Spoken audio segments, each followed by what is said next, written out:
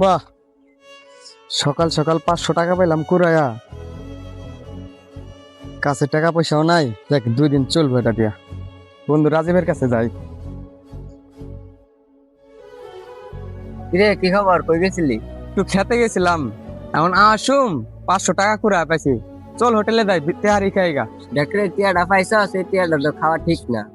যার টিয়া হ্যাঁ তো মনে কর খুঁজতার। টাকা পাইছি, এগুলা দেওয়ার টাইম আছে নাকি কাটতে? চল যাই খাইগা, চল হোটেলে যাই। হাই।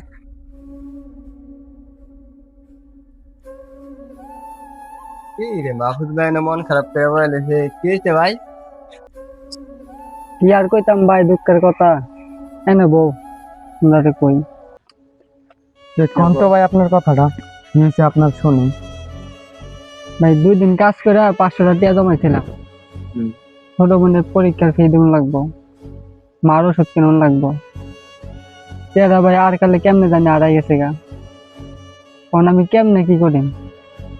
2 দিন পরে ছোট বোনের পরীক্ষার ফি দিন লাগবো, আমার কাছে একটা টিয়াও নাই। তাহলে ভাই টিয়াটা কেমনে হারাইছে? ভাই টিয়ারা কাজ করে আর টাইমে 2 দিন কাজের টাকা রাখলাম। যা কাজের টিয়াটা পাইলাম, ছোট বোনের পরীক্ষার ফিটা দিতারিম। কই আছে? হয়, টাকাটা তো আমি পাইছিলাম। টিয়াটা রাখিবি পাইছে, তোমার এই খুলতাছেন টিয়াটা দেওয়ার লাগে।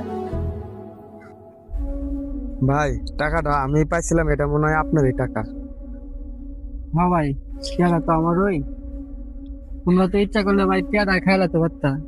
টিয়ারা আমার ফিরাই দিলা, তোমরা আবার অপমান করে দিলা যে দুনিয়াত ভালো মানুষ এখনো আছে ভাই। আমার মেলা উপকার হচ্ছে ভাই, আমার মেলা উপকার হচ্ছে। রাস্তায় কুড়িয়ে পাওয়া কোনো জিনিস আমাদের ভাগ্য না, সেটা অন্য কারো অভাব বা বিপদ হতে পারে।